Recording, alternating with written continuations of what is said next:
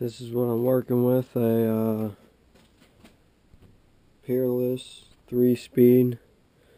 This is pretty much locked up, and I can't get the pulley off because I don't have my chisel here. And here's my garage. Bunch of kitchen stuff, and I'm going to attempt to get this casing apart with this pulley on and the shifter stuck on there, and lock it. This is going to go into my Dynamark because it's pretty much shot. Another one, the casing's cracked, the welds on the locker broke, and it doesn't have reverse. So this is going to be my shot for a new mud mower transmission. Now we're going to go ahead and give it a shot and popping the casings apart. I got all the bolts out. Probably I need a flathead.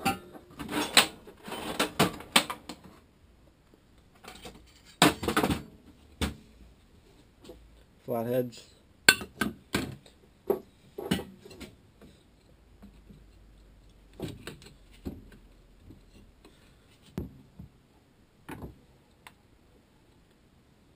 Voila.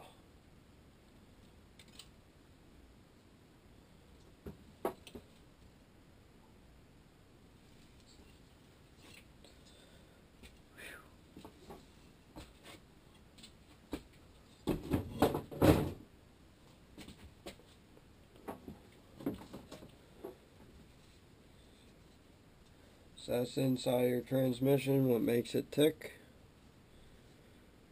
You can see if these slide back and forth freely.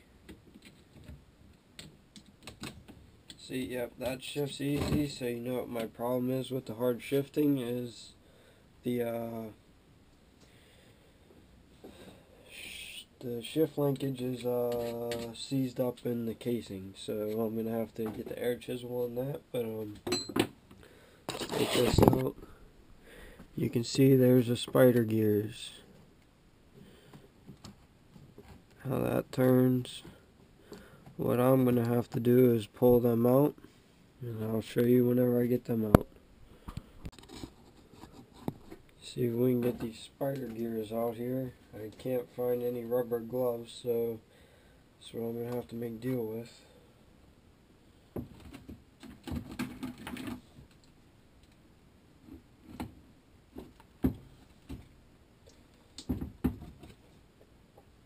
Sorry, I'm kind of covering up all the action there. There we go. Do it like that. Axle shafts. 1, 2. Buckle my shoe.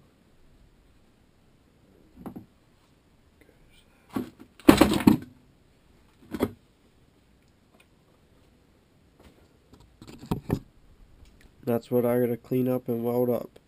You can see there's rust and water in there from back whenever this was in the racing mower before I turned it into whenever it was a mudding tractor. Well, we kind of got a slight problem.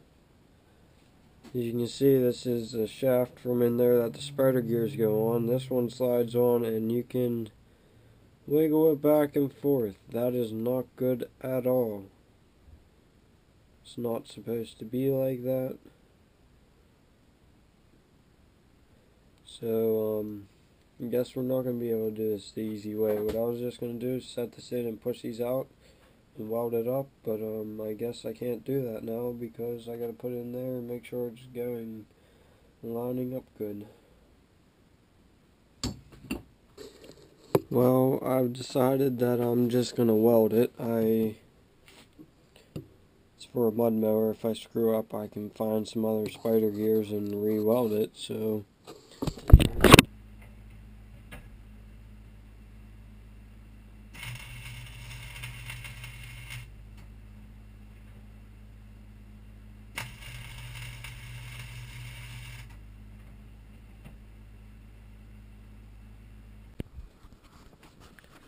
This is day 2 on locking transmission. Well, I went ahead and welded this one up. I don't know if you can see the gap on the left hand and no gap on the right hand.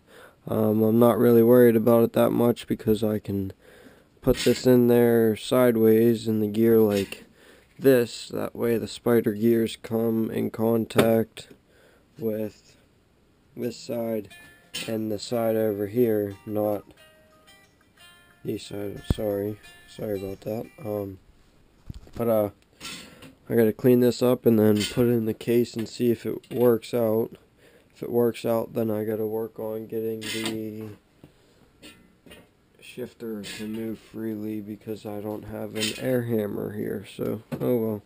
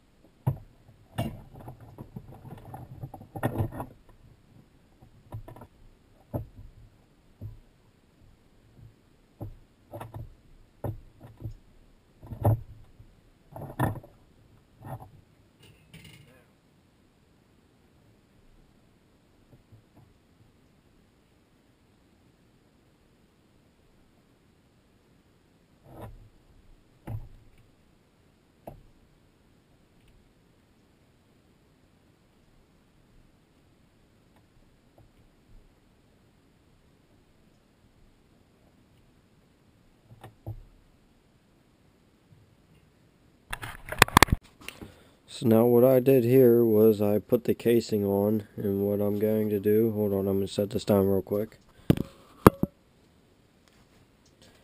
What I'm going to do is put in 1 or 2 of these bolts. Actually I'm going to do 3, because 1 here, 1 there, 1 there, 1 here. Let's just do it a little bit more and let's put 4 in. One back here too. I installed the locker, and what I'm going to do is I'm going to tighten down these 4 bolts and turn the pulley and see if we get any binding.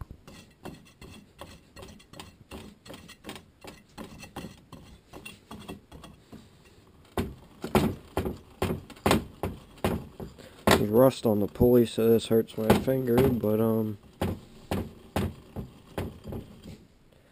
going to conclude that this locker is working correctly, so what I'm going to do is I'm going to pull the casing back off and see if I can deal with this. You see over here how there's a little Allen head key. That's for the ball and spring for the shifter plate. What I'm thinking is they're not normally down that far. I have a feeling that that could possibly be in too far and making this way too tight, or just at the fact that this is rusted to the casing. So there's the locker installed. This is just a spacer for the casing. I'm not going to worry too much about the shifter right now because I don't have an air hammer here. I might see if I can borrow one from school or see if I can take that in and do that. But what you want to do is, if you really want to make your, I don't really care about this since it's going into a mud mower, and I probably should care because I bust rear ends constantly, but you want to clean out all this old grease and fill up all these little chambers with as much grease as possible and completely pack the whole inside of this with grease. Especially, see how all this is dry grease?